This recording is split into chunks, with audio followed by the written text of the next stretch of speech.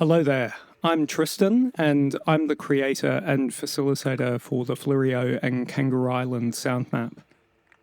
This video will cover the recent update for 2025, including an overview of the new sites added to the map, as well as some improvements that have been made. As we enter 2026, the sound map is moving into its 15th year as an evolving field recording and acoustic ecology project. Since it first got underway with a handful of field recordings in mid-2011, it's now grown to a sizable repository of over 200 sites encompassing the breadth of the Fleurieu Peninsula, as well as Kangaroo Island.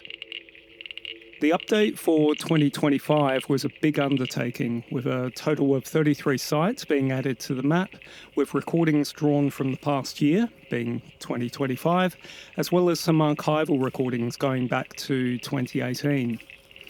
Before we get into the recordings themselves, I'll take you through some of the improvements that have been made to both the map as well as the adjacent site pages. Something that the map had been lacking was an information widget that pops up and contains some links to the adjacent site pages, such as the site index or the summary of recent updates. Given that this is the landing page for the sound map, I've always thought it would be a good idea to have something there that a returning or new user can click on, get some information about the sound map, as well as those adjacent links.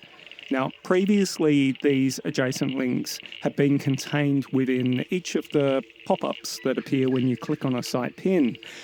Now, that's handy to have, but it wasn't the most intuitive approach, given that it was the only option for finding those adjacent links.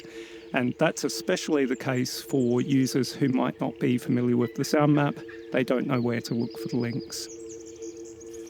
So with a bit of JavaScript magic, which I embedded in the R script, which builds the map and uses OpenStreetMaps, we now have a handy information button on the left-hand side of the map, which users can click on to bring up that widget.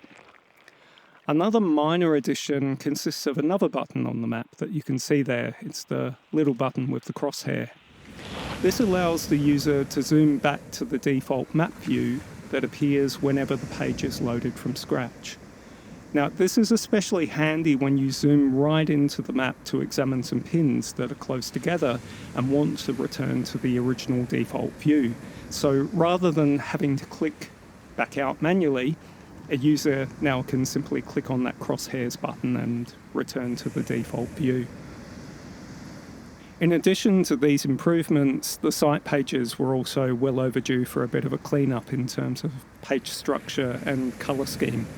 Compared to the previous look, I think the colour scheme and layout has improved the readability and accessibility of the site. As I mentioned from the outset, this was a big year in terms of the volume of sites added to the map. 33 in all is a new record, I think. Along with including recordings from 2025 and a bit from 2024, I dug into my archives to feature a collection of interesting recordings that I made in 2018.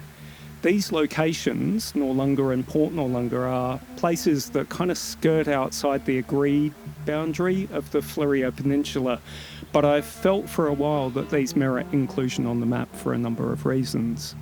And you'll see with these locations that they stand out rather conspicuously, that cluster there on the map, all the way up there. You can also find these locations, of course, on the site index by navigating there and searching for the Port Noarlunga and Noarlunga entries.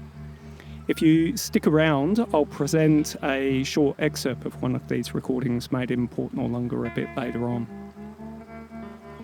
Elsewhere, there's a couple of other new locations featured on the sound map for the first time. There's this group of recordings made in Willunga, as well as a pretty interesting borehole recording that I made on the outskirts of Langhorne Creek on a very warm and dry afternoon back in May 2025.